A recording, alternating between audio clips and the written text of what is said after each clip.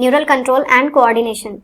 As you know, the functions of the organ systems in our body must be coordinated to maintain homeostasis. Coordination is the process through which two or more organs interact and complement the functions of one another. For example, when we do physical exercises, the energy demand is increased for maintaining an increased muscular activity.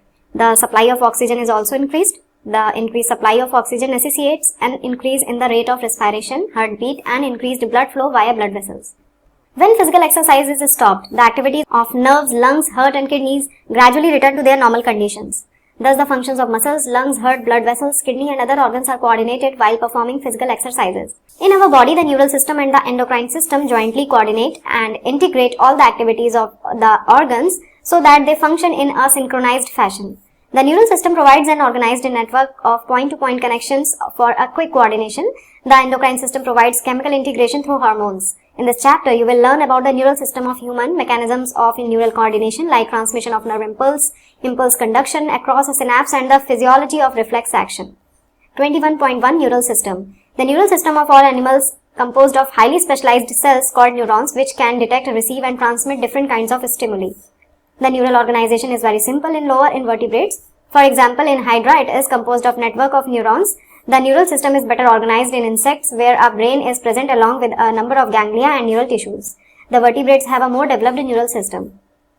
21.2 Human Neural System. The human neural system is divided into two parts. Number 1. The central neural system CNS and the peripheral neural system PNS. The CNS includes the brain and the spinal cord and is the site of information processing and control. The PNS comprises of all the nerves of the body associated with the CNS, that is brain and spinal cord.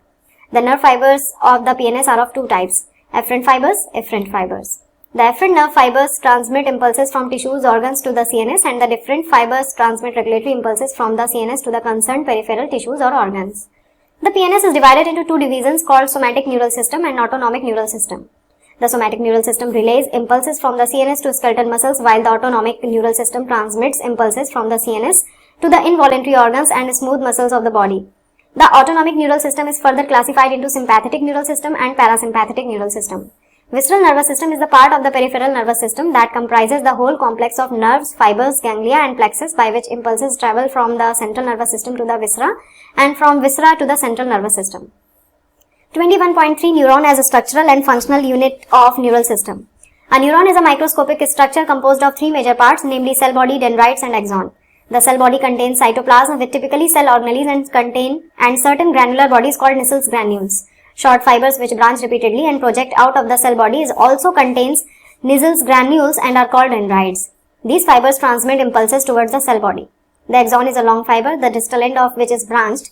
Each branch terminates as a bulb-like structure called synaptic knob, which possesses synaptic vesicles containing chemicals called neurotransmitters. The axons transmit nerve impulses away from the cell body to a synapse or to a neuromuscular junction.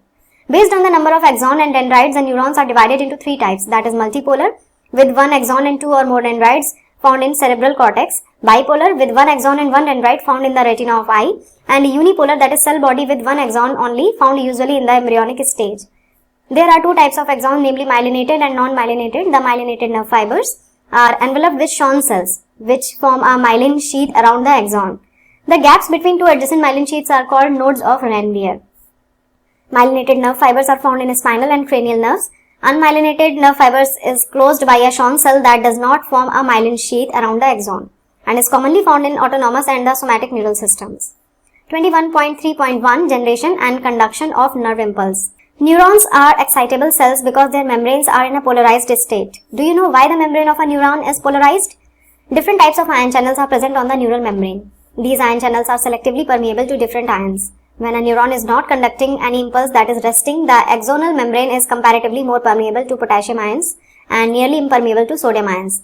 Similarly, the membrane is impermeable to negatively charged proteins present in the exoplasm. Consequently, the exoplasm inside the axon contains high concentration of potassium ion and negatively charged proteins and low concentration of sodium ion. In contrast, the fluid outside the axon contains a low concentration of potassium ion, a high concentration of sodium ion, and thus form a concentration gradient.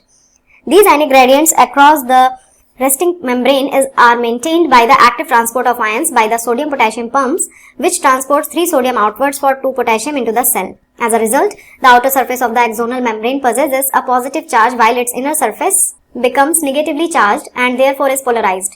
The electrical potential difference across the resting plasma membrane is called as the resting potential. You might be curious to know about the mechanisms of generation of nerve impulse and its conduction along an axon. When a stimulus is applied at a site on the polarized membrane, the membrane at the site A becomes freely permeable to sodium ion. This leads to a rapid influx of sodium ion followed by the reversal of the polarity at that site.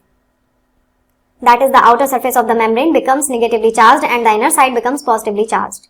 The polarity of the membrane at the site A is thus reversed and hence depolarized. The electrical potential difference across the plasma membrane at the site A is called the action potential, which is in fact termed as nerve impulse. At sites immediately ahead, the axon, that is site B, membrane has a positive charge on the outer surface and a negatively charged on its inner surface. As a result, a current flows on the inner surface from site A to site B. On outer surface, current flows from site B to site A to complete the circuit of current flow. Hence, the polarity at the site is reversed and an action potential is generated at site B. Thus, the impulse action potential generated at site A arrives at site B. The sequence is repeated along the length of the axon and consequently the impulse is conducted.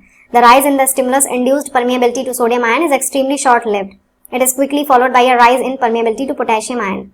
Within a fraction of a second, potassium ion diffuses outside the membrane and restores the resting potential of the membrane at the site of excitation, and the fibers becomes once more responsive to further stimulation. 21.3.2 Transmission of impulses. A nerve impulse is transmitted from one neuron to another through junctions called synapses. A synapse is formed by the membranes of a presynaptic neuron and a postsynaptic neuron, which may or may not be separated by a gap called synaptic cleft. There are two types of synapses, namely electrical synapses and chemical synapses. At electrical synapses, the membranes of pre- and postsynaptic neurons are in very close proximity. Electrical current can flow directly from one neuron into the other across these synapses. Transmission of an impulse across electrical synapses is very similar to impulse conduction along a single axon. Impulse transmission across an electrical synapse is always faster than that across a chemical synapse. Electrical synapses are rare in our system. At a chemical synapse, the membranes of the pre- and postsynaptic neurons are separated by a fluid-filled space called synaptic cleft. Do you know how the presynaptic neuron transmits an impulse action potential across the synaptic cleft to the postsynaptic neuron? Chemicals called neurotransmitters are involved in the transmission of impulses at these synapses. The axon terminals contain vesicles filled with these neurotransmitters. When an impulse action potential arrives at the axon terminal, it stimulates the movement of the synaptic vesicles towards the membrane, where they fuse with the plasma membrane and release their neurotransmitters in the synaptic cleft. The released neurotransmitters bind to their specific receptors present on the postsynaptic membrane. This binding opens ion channels, allowing the entry of ions which can generate a new potential in the postsynaptic neuron. The new potential developed may be either excitatory or inhibitory. 21.4 Central Neural System. 21.4 Central Neural System. The brain is the central information processing organ of our body and acts as the command and the control system. It controls the voluntary movements, balance of the body, functioning of vital involuntary organs, that is lungs, heart, kidneys, etc., thermoregulation, hunger and thirst, circadian 24 hours rhythms of our body, activities of several endocrine glands and human behavior. It is also the site for processing of vision, hearing, speech, memory, intelligence, emotions and thoughts. The human brain is well protected by the skull. Inside the skull, the brain is covered by cranial meninges consisting of an outer layer called dura mater, a very thin middle layer called arachnoid, and an inner layer which is in contact with the brain tissue called pia mater. The brain can be divided into three major parts: forebrain, midbrain and hindbrain. 21.4.1 Forebrain. The forebrain consists of cerebrum, thalamus and hypothalamus. Cerebrum forms the major part of the human brain. A deep cleft divides the cerebrum longitudinally into two halves, which are termed as the left and right cerebral hemispheres. The hemispheres are connected by a tract of nerve fibers called corpus callosum. The layer of cells which covers the cerebral hemisphere is called cerebral cortex and is thrown into prominent folds. The cerebral cortex is referred to as the grey matter due to its greyish appearance. The neural cell bodies are concentrated here, giving the color. The cerebral cortex contains motor areas, sensory areas and large regions that are neither clearly sensory nor motor in function. These regions, called as the association areas, are responsible for complex function like intersensory associations, memory and communication. Fibers of tracts are covered with the myelin sheath which constitute the inner part of cerebral hemisphere. They give an opaque white appearance of the layer and hence is called the white matter. The cerebrum wraps around a structure called thalamus, which is a major coordinating center for sensory and motor signaling. Another very important part of the brain called hypothalamus lies at the base of the thalamus. The hypothalamus contains a number of centers which control body temperature, urge for eating and drinking. It also contains several groups of neurosecretory cells which secrete hormones called hypothalamic hormones. The inner parts of cerebral hemispheres and a group of associated deep structures like amygdala, hippocampus, etc. form a complex structure called the limbic lobe or limbic system. Along with the hypothalamus, it is involved in the regulation of sexual behavior, expression of emotional reactions, for example, excitement, pleasure, rage, and fear, and motivation. 21.4.2 Midbrain. The midbrain is located between the thalamus and hypothalamus of the forebrain and pons of the hindbrain. A canal called the cerebral aqueduct passes through the midbrain. The dorsal portion of the midbrain consists of mainly 4 round swellings or lobes called corpora quadrigemina. 21.4.3 Hindbrain. The hindbrain comprises pons, cerebellum, and medulla, also called the medulla oblongata. Pons consist of fiber tracts that interconnect different regions of the brain. Cerebellum has very convoluted surface in order to provide the additional space for many more neurons. The medulla of the brain is connected to the spinal cord. The medulla contains center which control respiration, cardiovascular reflexes, and gastric secretions. 3 major regions make up the brain stem: midbrain, pons, and medulla oblongata. Brain stem forms the connections between the brain and spinal cord. 21.5 Reflex action and reflex arc. You must have experienced a sudden withdrawal of a body part which comes in contact with objects that are extremely hot, cold, pointed, or animals that are scary or poisonous. The entire process of response to a peripheral nervous stimulation that occurs involuntarily, that is without conscious effort or thought, and requires the involvement of a part of the central nervous system, is called a reflex action. The reflex pathway comprises at least one afferent neuron, that is receptor, and one efferent effector or exciter neuron appropriately arranged in a series. The afferent neuron receives signals from a sensory organ and transmits the impulse via dorsal nerve root into the CNS, that is at the level of a spinal cord. The afferent neuron then carries signal from CNS to the effector. The stimulus and response thus forms a reflex arc as shown below in the knee-jerk reflex. You should carefully study to understand the mechanism of a knee-jerk reflex. 21.6 Sensory reception and processing. Have you ever thought, how do you feel the climatic changes in the environment? How do you see an object and its color? How do you hear a sound? The sensory organ detects all types of changes in the environment and sends appropriate signals to the CNS, where all the inputs are processed and analyzed. Signals are then sent to different centers of the brain. This is how you can sense changes in the environment. Sense organs. We smell things by our nose, taste by tongue, hear by ear, and see objects by eyes. The nose contains mucus-coated receptors which are specialized for receiving the sense of smell and called olfactory receptors. These are made up of olfactory epithelium that consists of 3 kinds of cells. The neurons of the olfactory epithelium extend from the outside environment directly into a pair of broad bean-sized organs called olfactory bulb, which are extensions of the brain's limbic system. Both nose and tongue detect dissolved chemicals. The chemical senses of gustation, taste, and olfactory smell are functionally similar and interrelated. The tongue detects taste through taste buds containing gustatory receptors. With each taste of food or sip of drink, the brain integrates the differential input from the taste buds and a complex flavor is perceived. In the following sections, you will be introduced to the structure and functioning of the eye, sensory organ for vision, and the ear, sensory organ for hearing. 21.6.1 Eye. Our pair eye are located in sockets of the skull called orbits. A brief account of the structure and function of the human eye is given in the following sections. 21.6.1.1 Parts of an eye. The adult human eyeball is nearly a spherical structure. The wall of the eyeball is composed of 3 layers. The external layer is composed of a dense connective tissue and is called the sclera.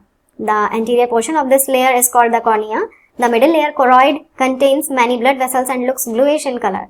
The choroid layer is thin over the posterior 2/3 of the eyeball, but it becomes thick in the anterior part to form the ciliary body. The ciliary body itself continues forward to form a pigmented and opaque structure called the iris, which is the visible colored portion of the eye. The eyeball contains a transparent crystalline lens which is held in place by ligaments attached to the ciliary body in front of the lens. The aperture surrounded by the iris is called the pupil. The diameter of the pupil is regulated by the muscle fibers of iris. The inner layer is retina and it contains 3 layers of neural cells from inside to outside, ganglion cells, bipolar cells, and photoreceptor cells. These are 2 types of photoreceptor cells, namely rods and cones. These cells contain the light-sensitive proteins called the photopigments. The daylight, photopic vision, and color vision are functions of cones, and the twilight, that is scotopic vision, is the function of rods. The rods contain a purplish red protein called the rhodopsin or visual purple, which contains a derivative of vitamin A. In the human eye, there are 3 types of cones which possesses their own characteristic photopigments that respond to red, green, and blue lights. The sensations of different colors are produced by various combination of these cones and their photopigments. When these cones are stimulated equally, a sensation of white light is produced. The optic nerves leave the eye and the retinal blood vessels enter it at a point medial to it and slightly above the posterior pole of the eyeball. Photoreceptor cells are not present in that region and hence it is called the blind spot. At the posterior pole of the eye lateral to the blind spot, there is a yellowish pigment spot called macula lutea with a central pit called the fovea. The fovea is a thinned out portion of the retina where only the cones are densely packed. It is the point where the visual acuity resolution is the greatest. The space between the cornea and the lens is called the aqueous chamber and contains a thin watery fluid called aqueous humor. The space between the lens and the retina is called vitreous chamber and is filled with a transparent gel called vitreous humor. 21.6.1.2 Mechanism of vision. The light waves is invisible wavelength focused on the retina through the cornea and lens generate potentials, that is impulses in rods and cones. As mentioned earlier, the photosensitive compounds, photopigments, in the human eyes is composed of opsin, that is a protein, and retinal, that is an aldehyde of vitamin A. Light induces dissociation of the retinal from opsin, resulting in changes in the structure of the opsin. This causes membrane permeability changes. As a result, potential differences are generated in the photoreceptor cells. This produces a signal that generates action potentials in the ganglion cells through the bipolar cells. These actions potential impulses are transmitted by the optic nerves to the visual cortex area of the brain, where the neural impulses are analyzed and image formed on the retina is recognized based on earlier memory and experience. 21.6.2 The ear. The ears perform two sensory functions, hearing and maintenance of body balance. Anatomically, the ear can be divided into three major sections called the outer ear, the middle ear and the inner ear. The outer ear consists of pinna and external auditory meatus, that is canal. The pinna collects the vibrations in the ear which produce sound. The external auditory meatus leads inwards and extends up the tympanic membrane, that is the eardrum. There are very fine hairs and wax secreting glands in the skin of the pinna and the meatus. The tympanic membrane is composed of connective tissues covered with the skin outside and with mucous membrane inside. The middle ear contains three ossicles called malleus, incis and stapes which are attached to one another in a chain-like fashion. The malleus is attached to the tympanic membrane and the stapes is attached to the oval window of the cochlea. The ear ossicles increase the efficiency of transmission of sound waves into the inner ear. An ischian tube connects the middle ear cavity with the pharynx. The ischian tube helps in equalizing the pressures on either sides of the eardrum. The fluid-filled inner ear called labyrinth consists of two parts, the bony and the membranous labyrinth. The bony labyrinth is a series of channels. Inside these channels lies the membranous labyrinth which is surrounded by a fluid called perilymph. The membranous labyrinth is filled with a fluid called endolymph. The coiled portion of the labyrinth is called cochlea. The membranes constituting cochlea, the Risner's and basilar divide the surrounding perilymph-filled bony labyrinth into an upper scala vestibuli and a lower scala tympani. The space within cochlea called scala media is filled with endolymph. At the base of the cochlea, the scala vestibuli ends at the oval window, while the scala tympani terminates at the round window which opens to the middle ear. The organ of Corti is a structure located on the basilar membrane which contains hair cells that act as auditory receptors. The hair cells are present in rows in the internal side of the organ of Corti. The basal end of the hair cells is in close contact with the efferent nerve fibers. A large number of processes called stereocilia has projected from the apical part of each hair cell. Above the rows of the hair cells is a thin elastic membrane called tectorial membrane. The inner ear also contains a complex system called vestibular apparatus located above the cochlea. The vestibular apparatus is composed of three semicircular canals and the otolith, that is macula, is the sensory part of saculi and utricle. Each semicircular canal lies in a different plane at right angles to each other. The membranous canals are suspended in the perilymph of the bony canals. The base of canals is swollen and is called ampulla, which contains a projecting ridge called the crista ampullaris, which has hair cells. The sacula and utricle contain a projecting ridge called macula. The crista and macula are the specific receptors of the vestibular apparatus responsible for maintenance of balance of the body and posture. 20.6.2.1 Mechanism of hearing. How does ear convert sound waves into neural impulses, which are sensed and processed by the brain, enabling us to recognize a sound? The external ear receives the sound waves and directs them to the eardrum. The eardrum vibrates in response to the sound waves and these vibrations are transmitted through the ear ossicles, malleus, incis and stapes to the oval window. The vibrations are passed through the oval window on to the fluid of the cochlea where they generate waves in the limbs. The waves in the limbs induce a ripple in the basilar membrane. These movements of the basilar membrane bend the hair cells, pressing them against the tectorial membrane. As a result, nerve impulses are generated in the associated efferent neurons. These impulses are transmitted by the efferent fibers via auditory nerves to the auditory cortex of the brain, where the impulses are analyzed and the sound is recognized. Summary. The neural system coordinates and integrates functions as well as metabolic and homeostatic activities of all the organs. Neurons, the functional unit of neural system, are excitable cells due to differential concentration gradient of ions across the membrane. The electrical potential difference across the resting neural membrane is called the resting potential. The nerve impulse is conducted along the axon membrane in the form of a wave of depolarization and repolarization. A synapse is formed by the membranes of presynaptic neuron and a postsynaptic neuron, which may or may not be separated by a gap called synaptic cleft. Chemicals involved in the transmission of impulses at chemical synapses are called neurotransmitters. Human neural system consists of two parts: central neural system (CNS) and the second one is the peripheral neural system. The CNS consists of the brain and a spinal cord. The brain can be divided into three major parts: forebrain, midbrain and hindbrain. The forebrain consists of cerebellum, thalamus and hypothalamus. The cerebrum is longitudinally divided into two halves that are connected by the corpus callosum. A very important part of the forebrain called hypothalamus controls the body temperature, eating and drinking. Inner parts of cerebral hemispheres and a group of associated deep structures form a complex structure called limbic system, which is concerned with olfaction, autonomic responses, regulation of sexual behavior, expression of emotional reactions and motivation. The midbrain receives and integrates visual, tactile and auditory inputs. The hindbrain comprises pons, cerebellum and medulla. The cerebellum integrates information received from the semicircular canals of the ear and the auditory system. The medulla contains central, which control the respiration, cardiovascular reflexes and the gastric secretions. Pons consist of fiber tract that interconnect different regions of the brain. The entire process of involuntary response to a peripheral nervous stimulation is called reflex action. Information regarding changes in the environment is received by the CNS through the sensory organs, which are processed and analyzed. Signals are then sent for necessary adjustments. The wall of the human eyeball is composed of three layers. The external layer is composed of cornea and sclera. Inside sclera is the middle layer, which is called the choroid. Retina, the innermost layer, contains two types of photoreceptor cells, namely rods and cones. The daylight, phototopic vision and color vision are functions of cones, and twilight, that is scotopic vision, is the function of the rods. The light enters through cornea. The lens and the images of the objects are formed on the retina. The ear can be divided into the outer ear, the middle ear and the inner ear. The middle ear contains three ossicles called malleus, insus and stapes. The fluid-filled inner ear is called the labyrinth and the coiled portion of the labyrinth is called cochlea. The organ of Cottai is a structure which contains hair cells that act as auditory receptors and is located on the basilar membrane. The vibrations produced in the eardrum are transmitted through the ear ossicles and oval window to the fluid-filled inner ear. Nerve impulses are generated and transmitted by the afferent fibers to the auditory cortex of the brain. The inner ear also contains a complex system located above the cochlea called vestibular apparatus. It is influenced by gravity and movements and helps us in maintaining balance of the body and posture.